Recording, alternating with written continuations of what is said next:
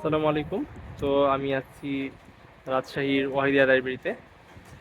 এখানে আমরা একটা বই দেখছি, সেটা হচ্ছে মিন্নাতুল বাড়ি সহিহ বুখারী ব্যাখ্যা দ্বিতীয় খণ্ড। এটা আর কি বের হয়েছে 1 মাস 1.5 মাস হবে বের হওয়ার।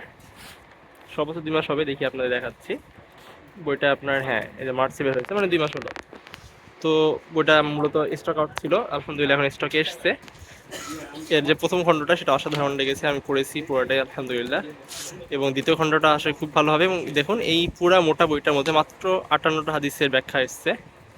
আপনার এখানে দেখা একটু যে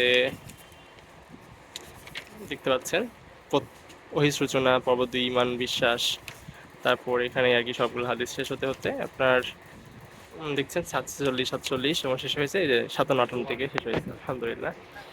তো বইটা আপনারা অবশ্যই কিনতে পারেন। তো যে কোনো লাইব্রেরিতে পাবেন ইনশাল্লাহ, পাশাপাশি ওয়াহিদা থেকে কিনতে পারেন। এবং তারা বইটা অবশ্যই পড়বেন, পড়ে রিভিউ দিবেন, বেশি বেশি প্রচার করবেন, কারণ এরকম বই আমাদের বাংলা ভাষায় আসলে নেই, সত্যি কথা যেটা। তো মিন্নাতুল বারী শারহু সহিহুল বুখারী, এটা লিখেছেন, আপনারা দেখতে পাচ্ছেন যে আব্দুল্লাহ বিন আব্দুর রাজ্জাক বিন ইউসুফের পুত্র। মদিনা ভার্সিটি থেকে তিনি পড়াশোনা করেছেন এবং পরবর্তীতে এছাড়াও তিনি দারুল দেওবন্দ থেকে দারুল হাদিস করেছেন। তো এটুকুই। আসসালামু আলাইকুম রহমতুল্লাহ।